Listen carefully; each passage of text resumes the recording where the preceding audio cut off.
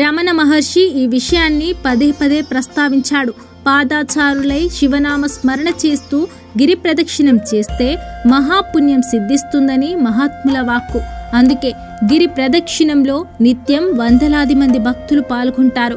ఈ కొండలపై ఉండే మహా ఔషధం మొక్కల ప్రభావం వల్ల శరీరానికి, శివస్మరణ వల్ల మనసుకు, శివానుగ్రహం వల్ల ఆధ్యాత్మిక జీవనానికి స్వస్థత చేకూరుతుందని భక్తుల విశ్వాసం.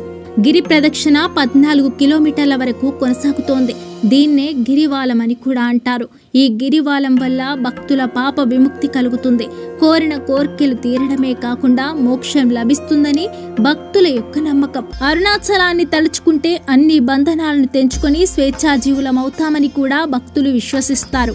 అందుకే రమణ మహర్షి ఈ ప్రాంతాన్ని హార్ట్ ఆఫ్ ఎర్త్, ఈ భూమికే గుండెగా భావించారు అని అభివర్ణించారు.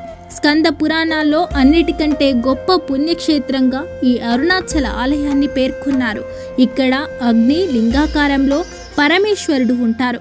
అరుణాచలేశ్వరుడితో పాటు ఎన్నో ఆశ్రమాలకు నెలవైన తిరుమన్నామలై శాశ్వతమైనటువంటి శాంతి నొసిగే పంచభూత భూమిగా పేరు గడించింది. ఇక్కడ శివుడిని దక్షిణామూర్తి అని పిలుస్తారు. ఈ ఆలయంలో పరమేశ్వరుడు అగ్నిలింగాకారంలో భక్తులకు దర్శనమిస్తాడు.